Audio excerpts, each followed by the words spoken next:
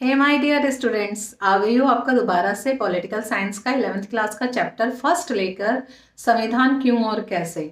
तो इसमें हमने उसके कुछ मेन फंक्शंस पढ़े थे। तो अब मैं आपको एक और आज का न्यू जो टॉपिक है वो टॉपिक है हमारा राष्ट्र की बुनियादी पहचान। तो राष्ट्र की बुनियादी पहचान यानी कि इसमें हम पढ़ना चाहेंगे कि संविधान का इसके अंदर क्या मेन रोल है।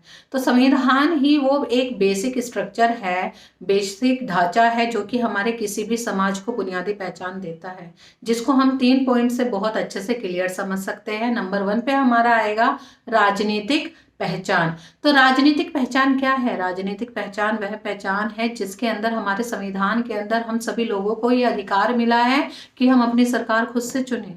अपनी सरकार जब हम खुद से चुनेंगे तो हमारे पास ये अधिकार है कि जो भी हम सरकार चुनेंगे, जिस भी व्यक्ति को हम अपना प्रतिनिधि चुनेंगे, वो हमारी बेसिक प्रॉब्लम्स को समझकर आगे लेकर जाएगा, जिससे हमारे समाज का पूरी तरह से कल्याण होगा, जिसमें हम लोग एक साथ सहमत होकर अपने प्रतिनिधित्व का निर्णय करते हैं, निर्माण करते हैं, चुनाव करते हैं।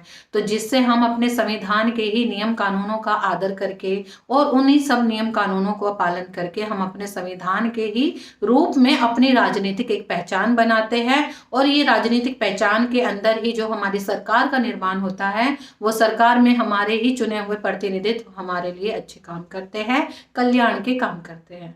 दूसरा जो हमारा पॉइंट इसके अंदर आएगा वो दूसरा पॉइंट है संवैधानिक पहचान। तो संवैधानिक पहचान यानी कि कानून। तो हमारा संविधान हमें वो कानून उपलब्ध कराता है जिन कानूनों को हम सभी व्यक्तियों को बराबरी में बराबर अधिकार मिले हुए हैं। सभी को सभी तरह के अधिकार मिले हुए, किसी को भी किसी दूसरे के अधिकार को ठेस पहुंचाने का, उसको नुकसान करने का अधिकार नहीं है। तो संविधान इस तरह की जब नियम के अधिकार को देकर हमको आगे बढ़ाने का काम करता है, तो जिसमें हमें पता रहता है कि हमारे लिए क्या सही है क्या गलत। तो इन सब चीज़ों से हम अपने समाज में सभी लोगों को अलग अलग जात पात का होने के बाद भी सभी को जब अपने अधिकारों के बारे में पता रहता है, तो उसकी वजह से क्या होता है कि हम कभी भी किसी के अधिकार के क्षेत्र में नहीं जाते। हम कभी भी किसी को बिना किसी बेस के, बिना किसी मतलब बिना किसी गुनाह के हम उसको सजा नहीं दे सकते। तो संवैधानिक पहचान यानी कि ये हमारा वो कानून है जिसके अंदर हमारे कुछ नियम बने हुए हैं, कुछ प्रिंसिपल बने हुए, कुछ सिद्धांत बने हुए, जिसके अंदर राज्यों को राज्यों के साथ कैसे संबंध रखने चाहिए, नागरिकों को नागरिकों के साथ कैसे संबंध रखने चाहिए, जिससे कि हमारा समाज अच्छे से काम करे, अच्छे से उस समाज का कल्याण हो सके। तीसरा मोस्ट इंपॉर्टेंट इसके अंदर पॉइंट हमारा आता है, वो आता है नैतिक पहचान। तो हमारा संविधान हमें नैतिक पहचान भी देता है। नैतिक पहचान यानी कि मोरल वैल्यूज। जैसे कि जर्मन के अंदर जर्मन नस्ल के लोगों के लिए उनकी जाति के आधार पर, नस्ल के आधार पर वहां का संविधान का निर्माण कराया गया। लेकिन अगर हम भारत के अंदर की बात करते हैं तो हमारा जो भारत देश है वो तरह तरह की जात पात, धर्म के लोगों का देश है, जिसमें हम किसी भी एक धर्म के आधार पर अपना संविधान का निर्माण नहीं कर सकते।